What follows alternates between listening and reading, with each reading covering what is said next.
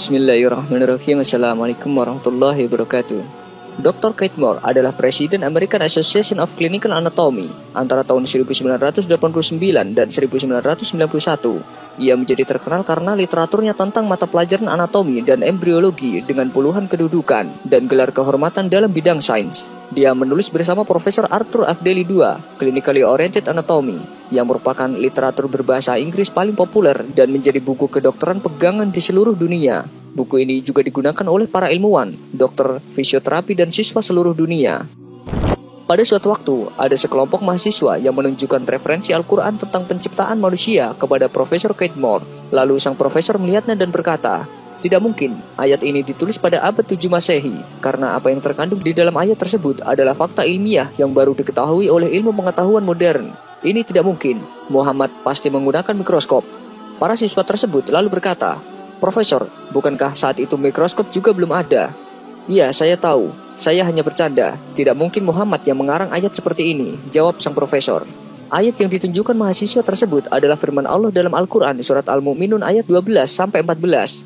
"Dan sesungguhnya kami telah menciptakan manusia dari suatu saripati dari tanah. Kemudian kami jadikan saripati itu air mani yang disimpan dalam tempat yang kokoh. Kemudian air mani itu kami jadikan alaqah, sesuatu yang melekat. Lalu sesuatu yang melekat itu kami jadikan segumpal daging. Dan segumpal daging itu kami jadikan tulang belulang. Lalu tulang belulang itu kami bungkus dengan daging. Kemudian kami menjadikannya makhluk yang berbentuk lain. Maha suci Allah, pencipta yang paling baik." Quran surat Al-Mu'minun ayat 12-14.